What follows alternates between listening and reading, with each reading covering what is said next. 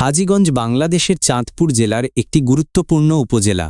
এটি ইতিহাস, সংস্কৃতি ও অর্থনৈতিক কর্মকাণ্ডে সমৃদ্ধ একটি অঞ্চল। হাজীগঞ্জের ইতিহাস মূলত মোগল আমল, ব্রিটিশ শাসনকাল এবং পাকিস্তান ও বাংলাদেশের বিভিন্ন যুগে পরিবর্তনের সাক্ষী হয়ে আছে। হাজীগঞ্জে আশপাশের অঞ্চল যেমন কুমিল্লা, লক্ষ্মীপুর, চাঁদপুর ইত্যাদির সঙ্গে এর যোগ রয়েছে। পূর্বে এটি ছিল বৃহত্তর ত্রিপুরা রাজ্যের অংশ। প্রাচীনকালেই বাংলা ১১ থেকে ১২ শতকে হজরত মকিম উদ্দিন রহমতুল্লাহি আলাই পরিবারসহ আরব ভূমি থেকে এসেছিলেন ইসলাম প্রচারের জন্য। পূর্বে এটি ছিল বৃহত্তর ত্রিপুরা রাজ্যের অংশ। তখন এখানে ছিল ছোট ছোট গ্রামে ছিল। তিনি তখন চৌধুরী ঘাট এলাকায় একটি আস্তানা করেছেন। এ মাঠবর্তীতে মকিমাবাদ নামেও খ্যাত ছিল।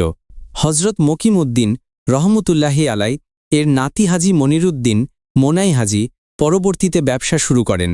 প্রথমে খড়ছান ও গোলপাতায় তৈরি একটি ইবাদতখানা খুলে পরে পাকা দোকান প্রতিষ্ঠা করেন।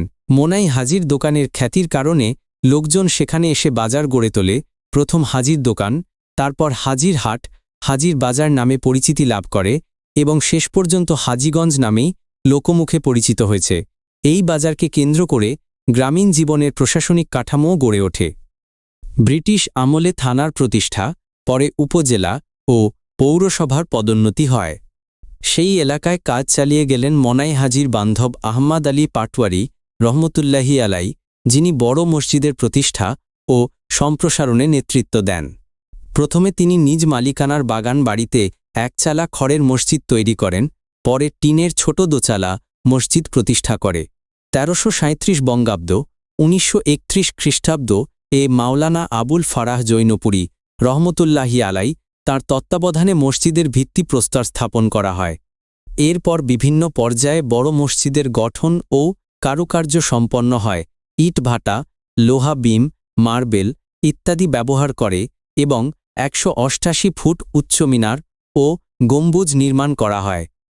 মসজিদটির আয়তন প্রায় ২৮,৪০৫ বর্গফুট এবং এটি বাংলাদেশের অন্যতম বৃহৎ মসজিদ হিসেবে পরিচিত, যেখানে একযোগে হাজার হাজার মুসল্লি নামাজ আদায় করতে পারেন।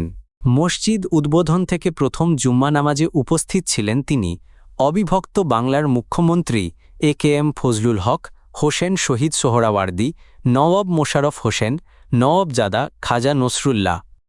পরবর্তীতে বঙ্গবন্ধু শেখ মুজিবুর রহমান সহ তৎকালীন অনেক বিশিষ্ট রাজনৈতিক ও ধর্মীয় ব্যক্তিত্ব এখানে নামাজ আদায় করেছেন।